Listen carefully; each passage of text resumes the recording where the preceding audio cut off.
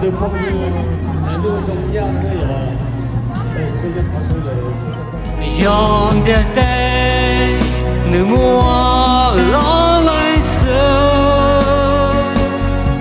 lo lơ lơ và vua chỉ múa cái sao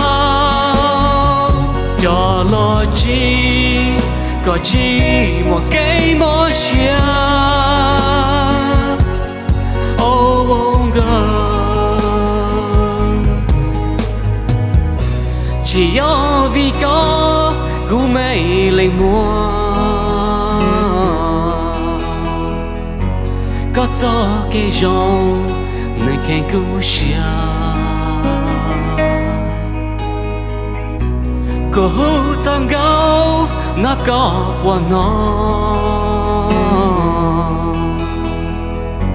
gió cuốn đủ trao nơi trên mùa cô vì cứ lọt anh là mi lấy mua oh, oh girl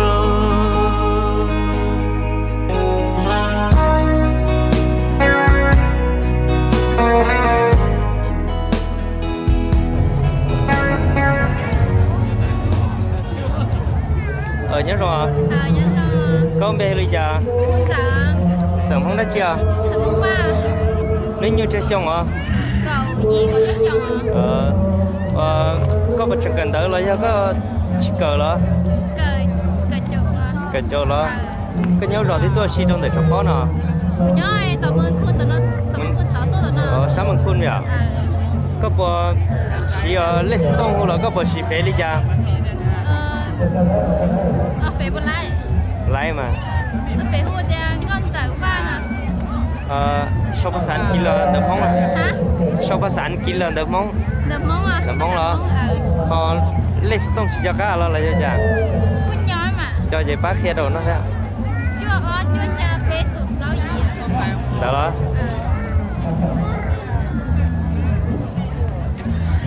để chơi chân tàu nè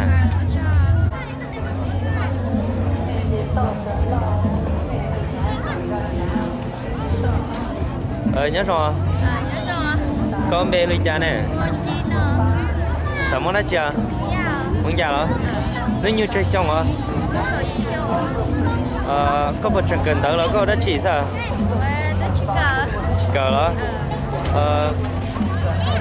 nhớ rồi thì tôi bỏ bó này nó hả nhớ lúc rồi thì tôi bỏ bó trong này nhớ đồ bánh cả đó có bữa xí lấy tông là có bữa xí phê đi cha xí cơ có bác thêm chiều nó vẫn to tôi phải nói gì à đấm hóng vậy bớt tông này đây là sao anh cho hả xe cá đó chỉ bớt chia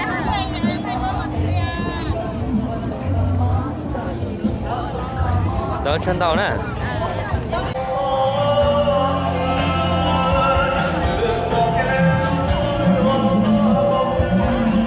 nhớ rồi con bé lấy cha bé bác sĩ à sao món đã chưa chưa xong à nếu như chơi xong hả nhớ lúc rồi thì tôi xí trong này nó nó về mắt khô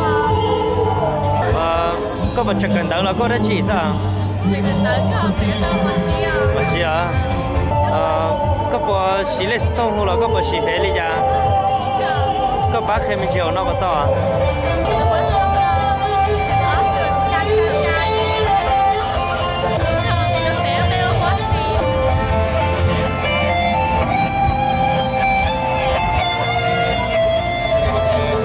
đó chân tàu nè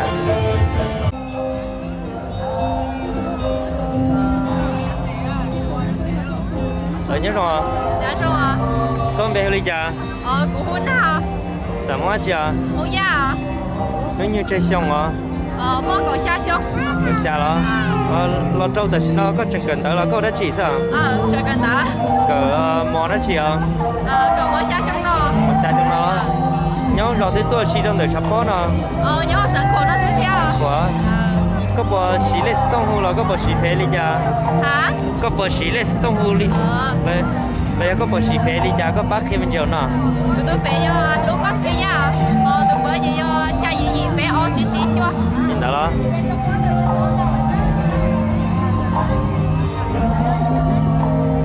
Đâu chân tàu nè.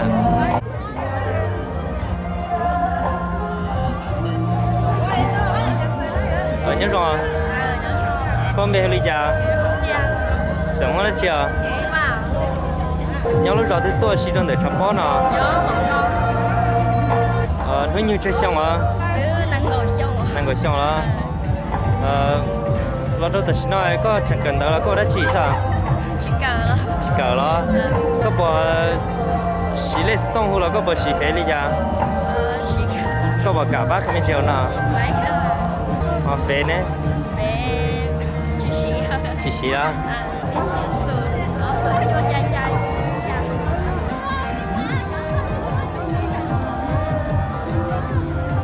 Để vô chân tàu nè.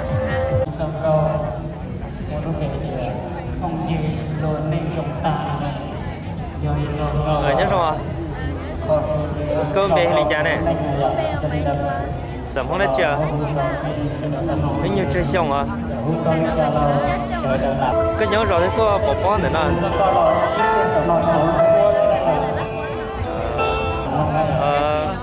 Để xin nó có chẳng cần đó có đã chỉ sao?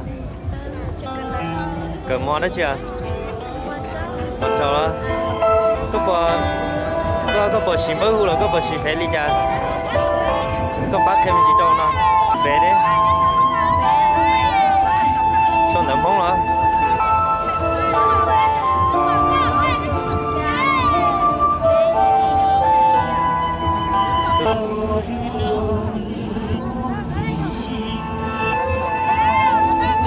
Đỡ chân rồi.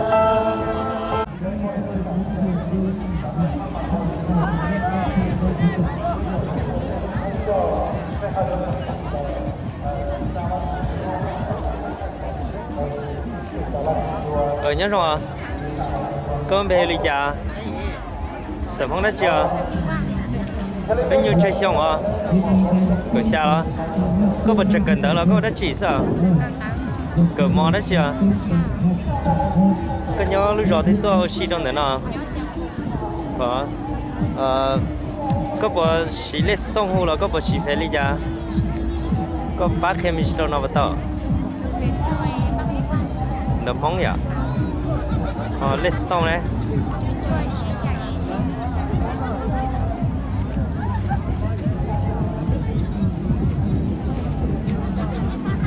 Đâu chân tàu nè.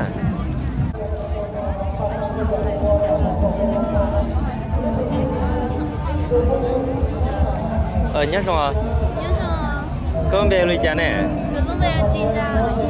Sớm muốn đã chưa? Có chẳng cần đó là có đã chỉ sao? Chẳng cần đó là có cỡ nhớ rồi mò đã chỉ à? Mò chỉ à? Có bỏ xí bơ hù là có bỏ xí phê đi ra. Có bác thêm mình chỉ trâu nào. Facebook CNLLMEJIN. Chị họ thất sản kiaเลยอ่ะ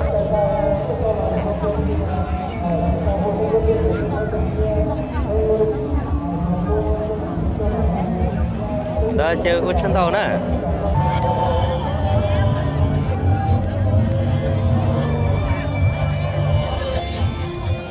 Nhớ rồi. Con bé đi chả? Sợ mong đã chưa? Có chẳng cần đỡ là có thứ cờ tìa. Một lâu hả? Nhớ rồi thì tôi xí trong này nè. Đó có bỏ xí lết sông hồ là có bỏ xí phê đi chả? Có bác hơi chiều nó tù bớt sông vấn đề mà ta? Chưa, mà tù phê đấy. Để cho tầm phong vậy?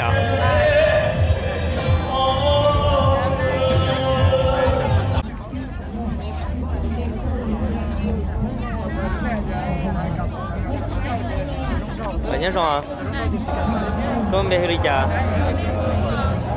Sợ mong đã chưa? Nhớ rồi thì tôi xin cho để sắp bó nào. Đặt hay là có đâu tới nó có chẳng cần đó là có đã chỉ sao Bố chơi gần đó. rồi mò đã chỉ à Cả món trâu. mà trâu là mấy nhiêu chơi xong à Cả trâu trâu. mà trâu là có bữa xí bữa hù là có bữa xí phải đi ra Xí cơ. có bác theo nó mình chỉ bắt đầu thế đấy Bé trên. Đúng sao? có sản chín là do nấm không à Đừng lo nấm lo sợ. sao à Đừng có vấn đề. Cha tụi tao tao chỉ đang chỉ bắt tao.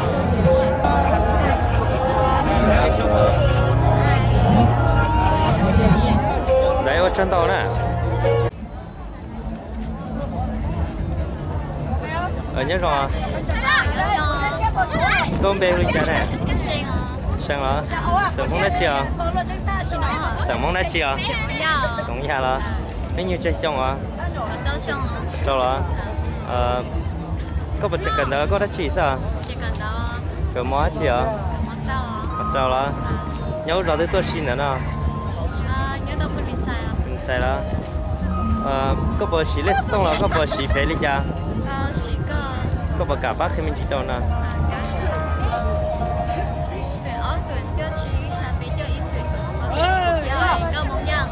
đó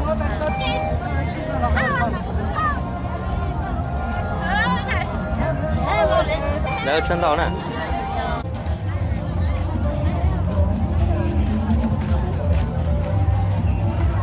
ở nhớ rồi có lúc về huy trà sớm không đã chưa mấy nhiêu chơi xong à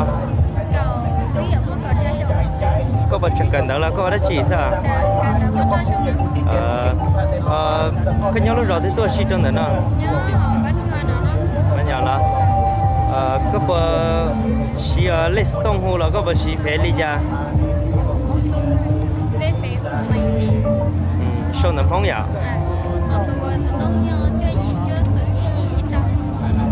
giờ thì mua giờ tí lâu là giờ thì mua cho sản đâu có thả nha hu giờ tụ lấy tông thế tụ phải có cái nha tàu có gì đấy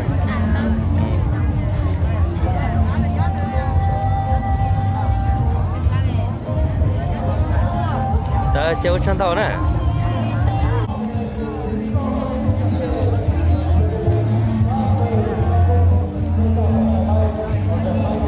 ở nhớ rồi có lúc về hồi giờ nè sớm mong đã chưa mấy nhiêu chơi xong à bên chỗ có chẳng cần đỡ lại có qua đã chưa tận đó đó cái nhau rõ thì tôi xí nữa nè thành nhẹ là có bữa xí mới hù là có bữa xí phải đi ra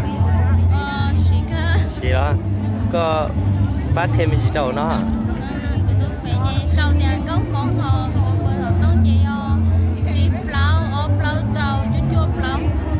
nhìn đó đó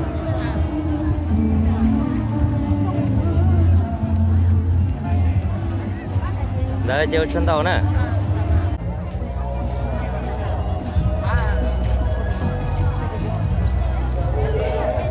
ở nhớ rồi không về lý cha sống hóa là cha sống sao đó có nhớ rõ tới tôi xí trong này nè xí cho là hơi nhiều chơi xong à này gặp lo là lo cho tất nhiên có chẳng cần đỡ là có thứ cởi tía có lưỡi đất chỉ sao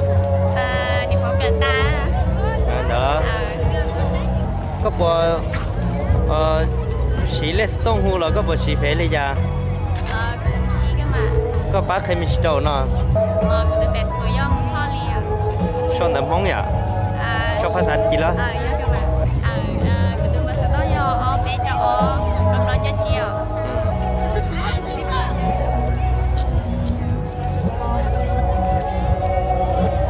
bây giờ chân tàu nè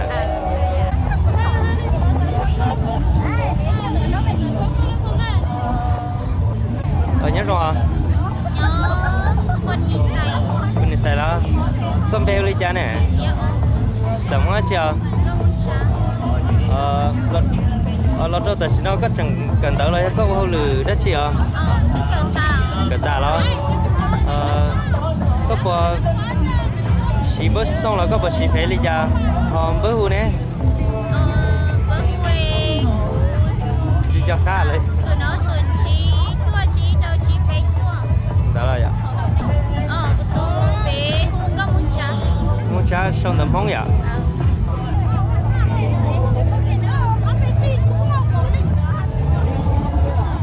đấy có chân to ha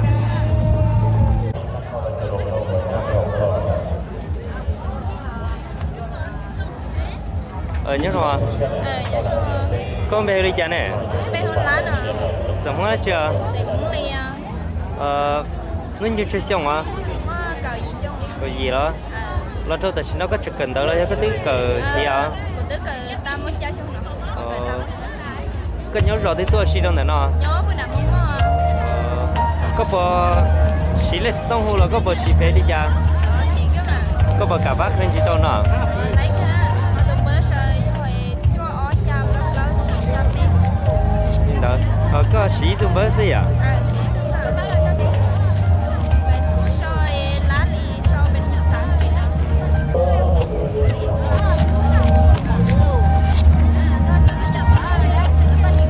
đấy có chân tàu nè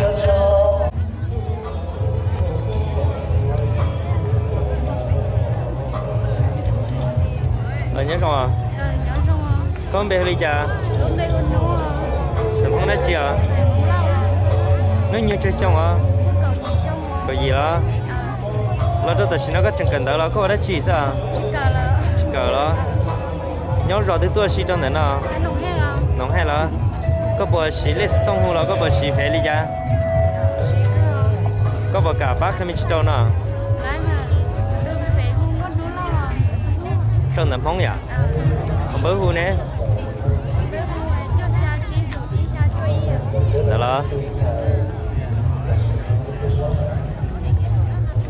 để vô trên tàu nè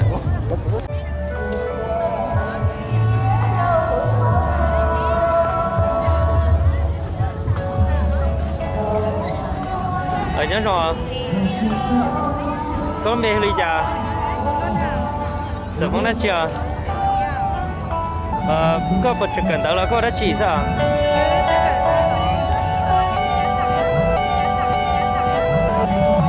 nên như chơi xong à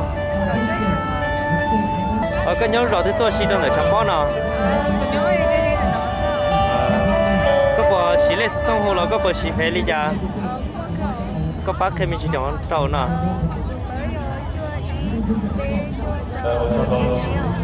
tôi về nè đó là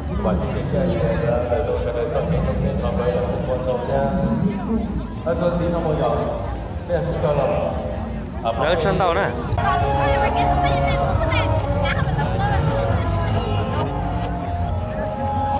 nhớ rồi có mê ly trà bé không biết lại sống hóa chưa nhớ rồi thì tôi xin nữa nhớ rồi thì tôi xin đâu nữa là khai là đó đâu tại xin nói có chẳng cần đó là có đã chỉ sao có bò xí lên tông hồ là có bò xí phê đi chả có bò cả bác thêm chỉ đâu nào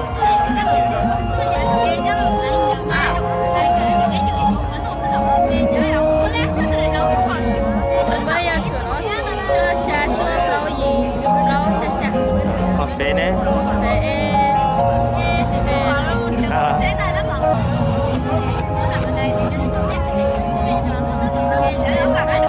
đấy ở chân tàu nè một trò có bò mua lên tông xí là do có bò xí phê đi chả có bác thêm mình chỉ tàu nó tôi cha cha y ở trâu phê xa phê rồi nông xua xảy ra hạt đời thái đó là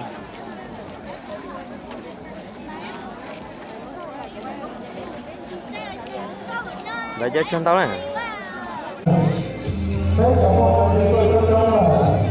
rồi nhớ rồi có lúc bé đi chả nè sớm không đã chưa nó như chơi xong này vẫn chẳng cần đó nhau lúc rồi tới tôi bỏ bó nữa nè sẵn nhé à có bộ xí bớt tông hồ là có bộ xí phê đi dạ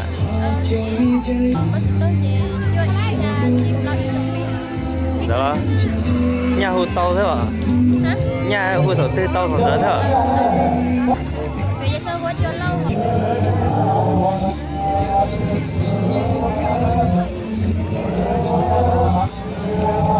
đó giờ chân đó à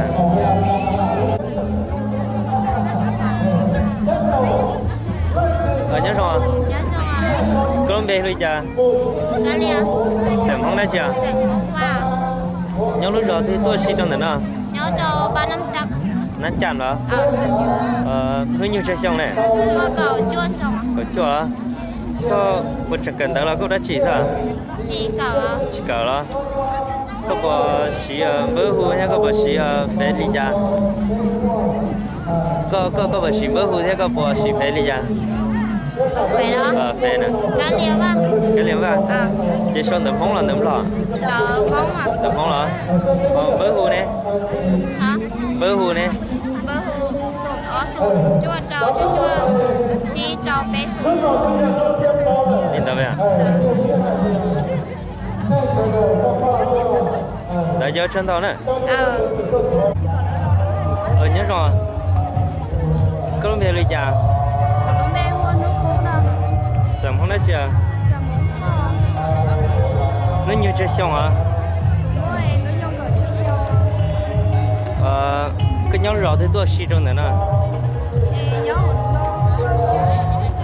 có bờ chẳng cần đỡ lại có đó chị à chưa cần đợi cơ cỡ mò đó chị à cho nó em cũng nhớ cho nó có bờ xí bớt tông hoặc là có bờ xí phê đi ra xí cơ có bác hay mình chỉ trâu nó bữa sắp đông như này sụn ó sụn chi cho bé chi xa cho trâu chi tu phê nè tôi phê sau quân có món thò nào có không thò sau nấm móng là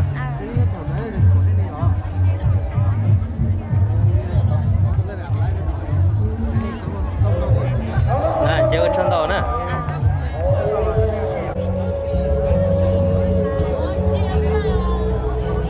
nhớ rồi nhớ rồi con bé bây giờ không bắt mua tầm món đó chưa thì mua nhau nó nhiều chơi xong à có chốt xong rồi có chưa đó lo cho tao xin nó có chẳng cần đó lấy có đó chỉ sao cần tao chẳng cần tao có cỡ mò đó chưa còn xong ó xong ó đó cái nhớ rồi thì tôi xin trong để chụp phone nào nhớ bác khai à là cái đó có bộ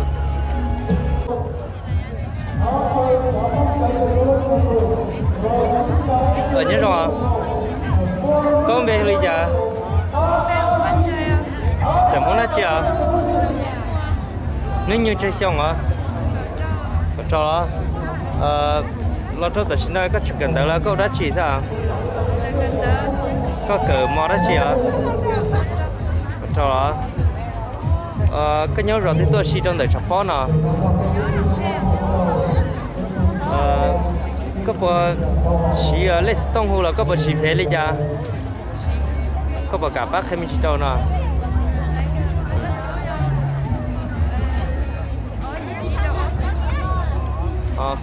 thế đấy xong tầm phóng là xong tầm sàn kia rồi tầm phóng là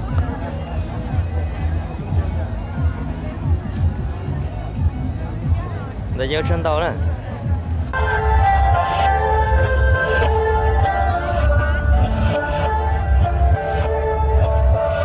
nhớ rồi có mẹ bây giờ什么叫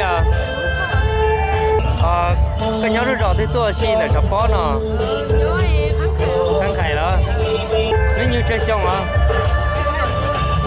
và trong ta chỉ nói có chẳng cần đó là có tư cờ tí à chỉ cờ đó có bộ xí lệ tông hồ là có bộ xí phê đi ra có bác hay mình chỉ đâu nè xong tầm món đó bơ hồ nè đó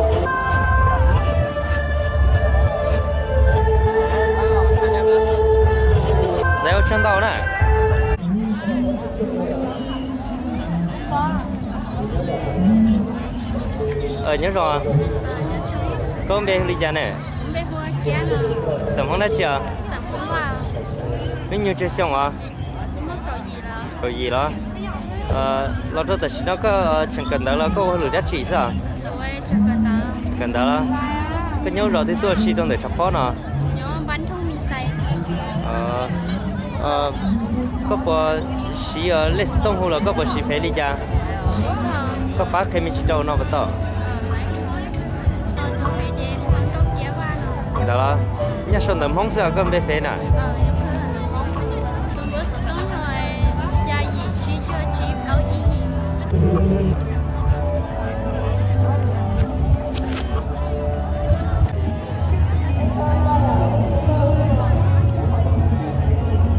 ở nhớ rồi có bé đi ra nè giờ đó mấy nhiêu chơi xong à cái chỗ đó nó rất là nó có chẳng cần tới là có có chỉ sao cờ mó chỉ à mà xa đó cái nhớ rồi thì tôi chỉ trong để chọc bó nè bánh ngoài à có bộ xí lết tông hồ là có bộ xí phải đi ra có bác kia bên chiều nó bắt đầu từ về sau để dự sống ra rồi sau cái thằng kịp có sau nhỏ cho nó để cho sao bên đó nhìn đó đúng mà chơi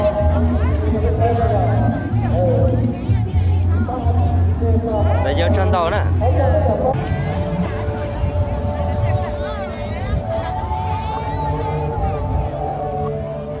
ở nhớ rồi con bèo đi cha sống hóa chưa mấy nhiêu chơi xong à có chỗ đó là cho tài nó có chỉ cần đó là có đấy chỉ sao chỉ cần đó là cỡ mò đấy chưa xong ó là có nhớ rồi thì tôi chỉ trong để chọc bó nè có bờ xí lết tông hồ là có bờ xí phải đi ra có bờ xí lết tông hồ cái loại có bờ xí phải đi ra có bác cái gì đâu nè đây à chị có tụ phải cho bé phát sản kia đi à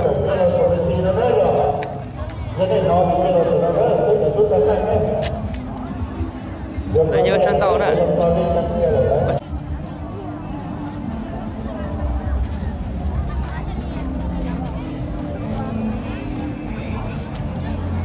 nhớ rồi Colombia hơi già mấy nhiêu chơi xong à cái nhớ rồi thì tôi chỉ trong đấy nó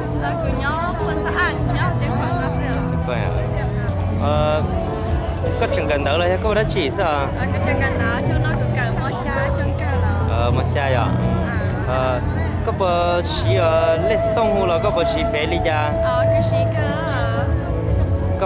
có bác cái mình chỉ trâu nó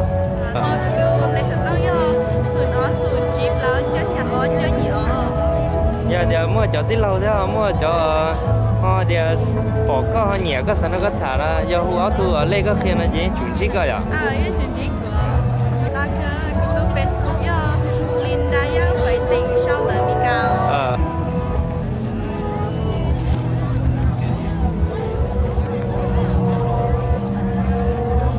để nhớ chân tàu nè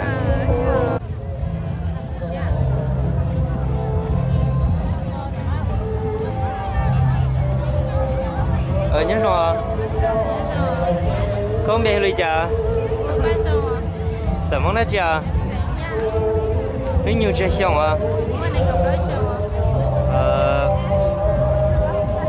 lo trâu tại nó có chỉ cần đó là có cái chỉ sao chỉ cần ta nhớ có lửa bên chợ chế sao đó là cái nhớ rồi thì tôi chỉ trong này nó nhớ mừng khôn đó có bữa xí lết tông hồ là có bữa xí phải đi ra tôi phải có lý do chỉ xong tầm hóng nhỉ còn bữa hồ nè cho cha bé trâu bé trai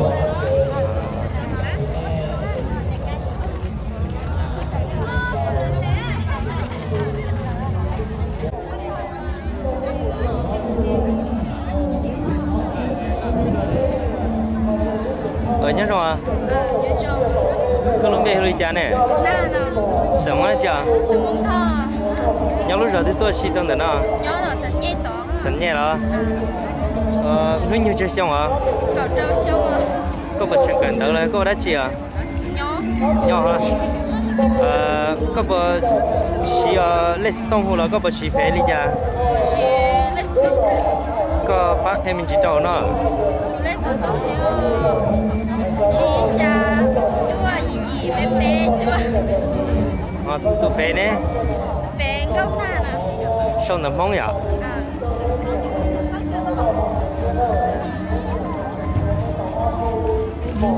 Đó giờ chân tàu nè.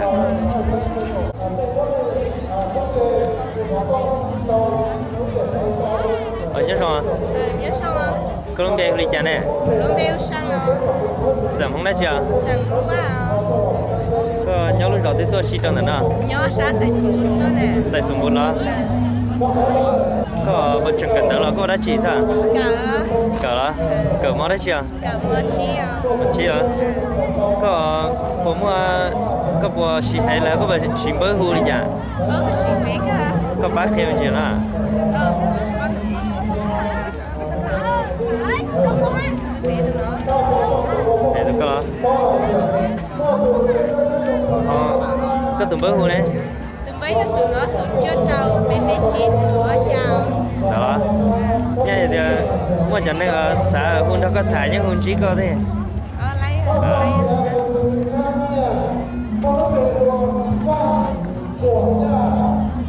Đấy giờ chân tàu này.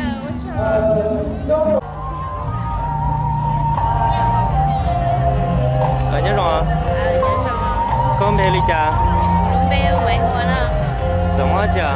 Sống nha. Nếu như chơi xong à? Nên cầu chi à? Cầu chi à? Nhớ rồi thì tôi xin nữa nè. Nhớ là sắm nhé lúc bê là tôi. Có lần đầu tôi xin đó có chuyện cần đó là có đã chỉ sao? Cũng chỉ cần đó. Chỉ cần đó. Để sao? Bộ xí lết tông hồ là có bộ xí phê đi ra. Cũng xí phê. Cũng tôi phê bù sau để chẳng tao có nè. Xong tầm mong đó.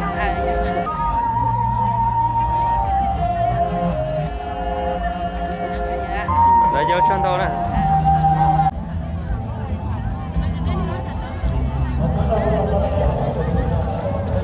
Nhớ rồi. Nhớ xong à? Có mê ly trà. Không món à? Sợ không đã chưa? Sẽ mua dao. Nếu như chơi xong à? Đúng mà, nó như này có ít xong là. Lần trước ta xin nó có chẳng cần tới là có qua lưỡi đất chị à? Quê chỉ cần đó lo, ta chỉ nói để cứu sao khốn giờ nhất sao bây giờ? Đấy à? Có nhớ rồi thì tôi xin đâu nữa nè. Cũng nhớ cho học phân số bạn siêu khuẩn nó sẽ cho. Có bộ xí lết tông hồ là có bộ xí phê ly ra.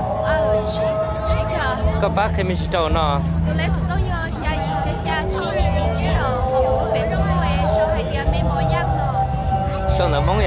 Sau này.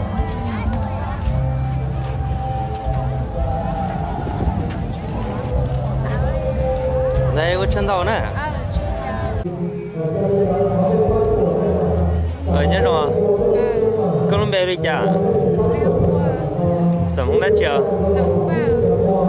Nhớ lúc rồi tên tôi xí đầu nè. Nhớ rồi người nó ba. Kèm nó ba. Nhớ hồi bé một pan đó. Nhớ nó ba nữa. Có nếu như chơi xong này. Đang gặp đó. Có bộ chân cần đó. Chỉ cỡ. Có bộ xí lết tông hồ là có bộ xí phê đi ra. Có phát thêm mình chỉ đầu nó.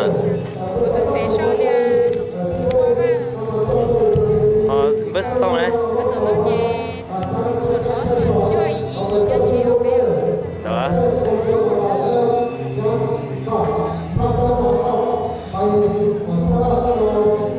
Đấy giờ cho tao này.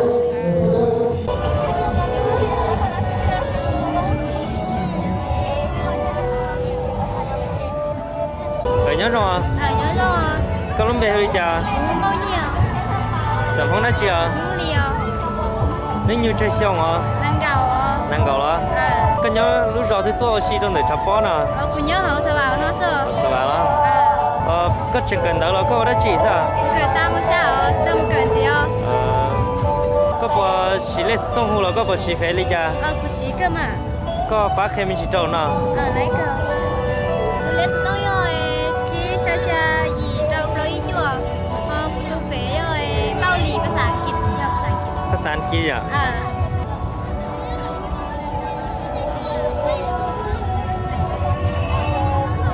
đỡ chân to đi nào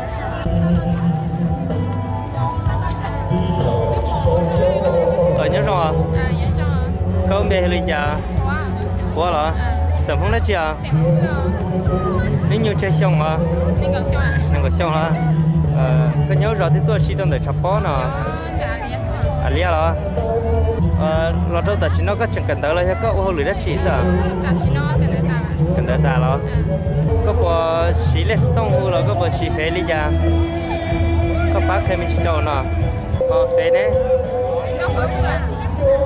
sau tầm hóng là phát sản gì rồi phát sản gì rồi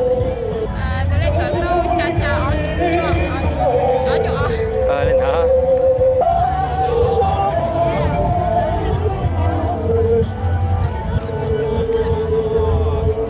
đâu chân tàu đó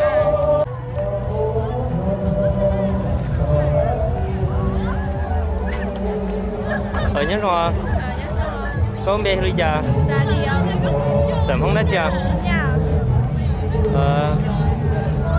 nếu như chơi xong à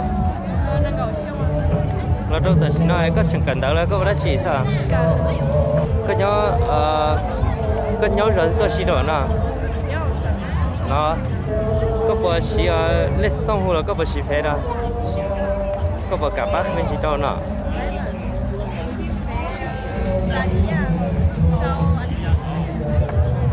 phê nè còn đó bữa hồ nè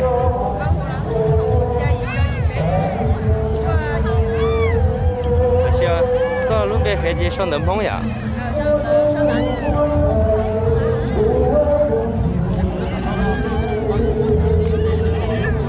bây giờ chân tàu nè